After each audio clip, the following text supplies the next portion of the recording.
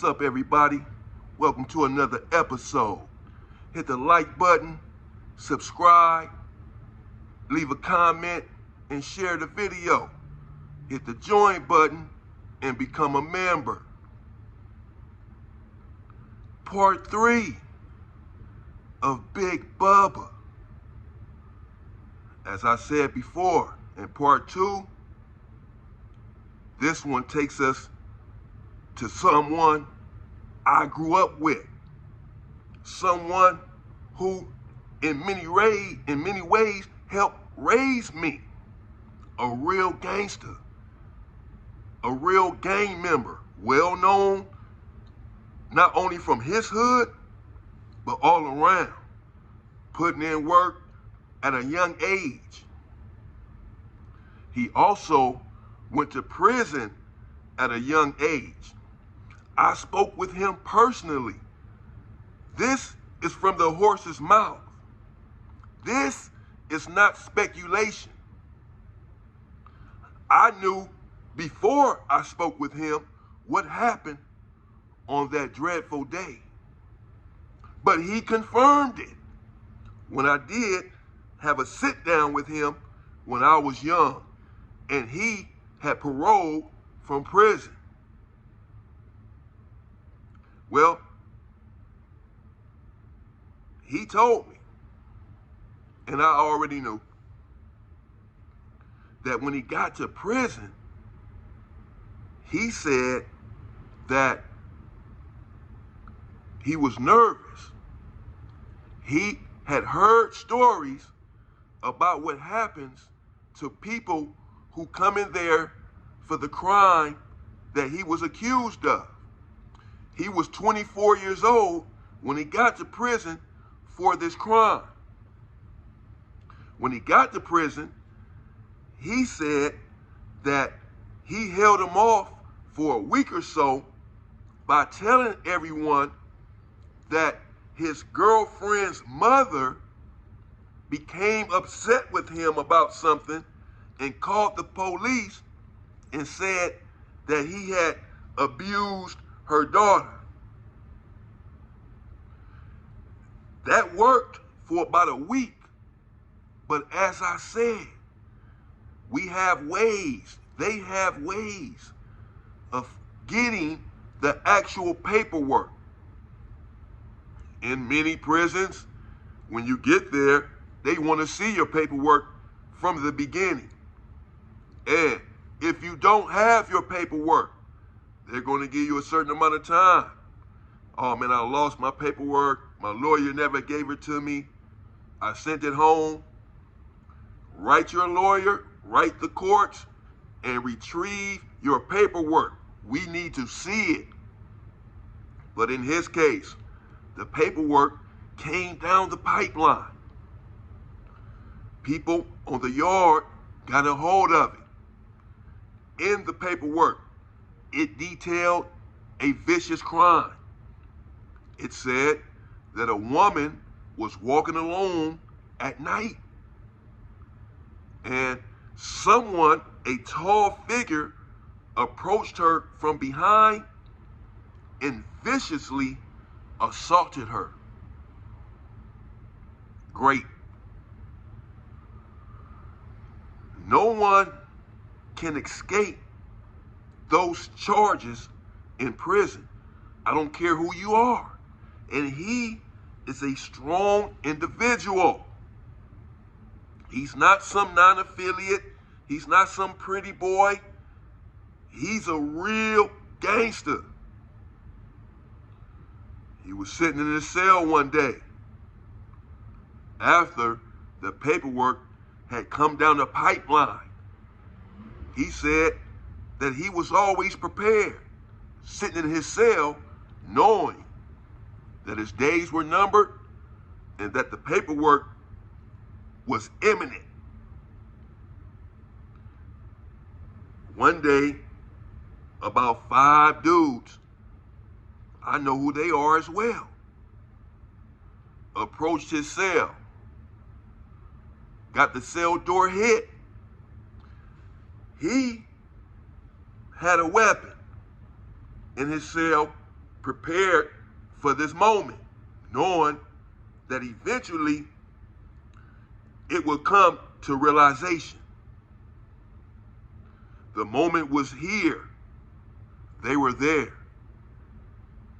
They drew down weapons upon his person, and he pulled out his weapon.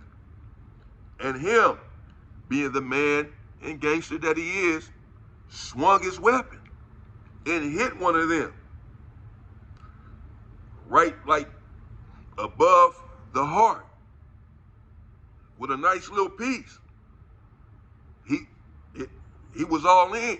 He figured they was coming to do him in, to unalive him, not this other stuff.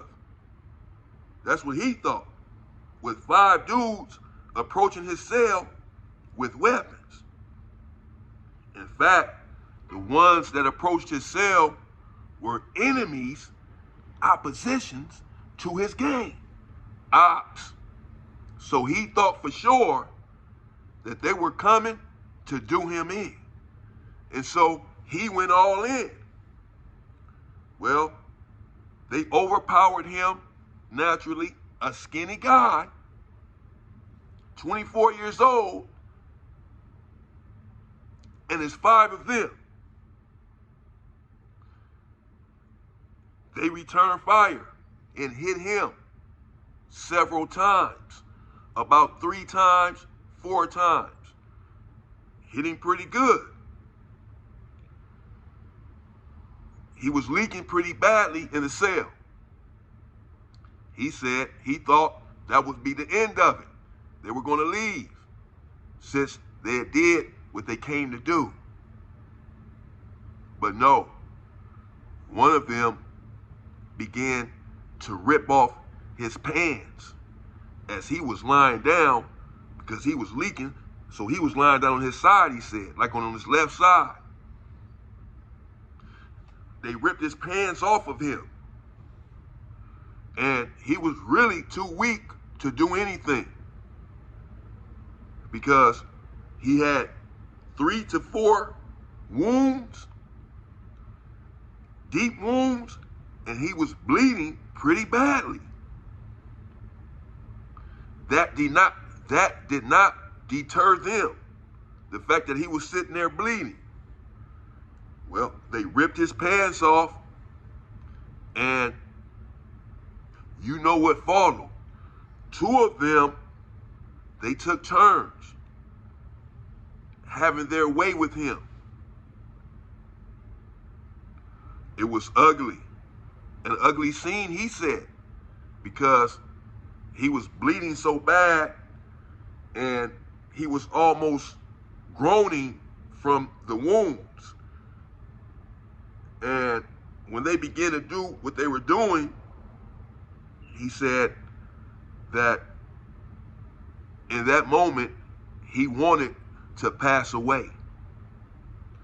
That he would have rather died than for them to continue this and for him to have to live with it. But he did not die. He's alive today. This was many years ago, when the penitentiary was really vicious and showed no mercy on anyone, including reputable people. And they thought, they then left the cell after they did what they did. They assaulted him physically, 3 to 4 deep wounds, and then they assaulted him in the other way, 2 of them, and then left his cell. They thought, he said, that he was going to bleed out. They were trying to unalive him. But just to add humiliation to it, they did what they did. Because when you come in there for that, again, they want to humiliate you. Because they're saying you humiliated a woman traumatized her, overpowered her, an indefensible woman. You're a coward. So we're going to show you what she was feeling at that time. Because I have a mother and I have a sister. And this is how they justify their actions. I'm just telling you, I know. This is how they think. This is how this goes on in the prison system.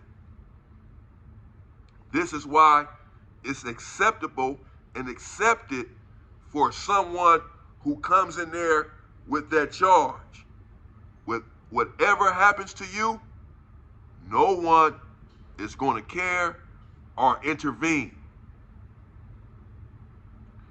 They thought that he was gone and they left him in the cell. But he survived and he did not roll it up.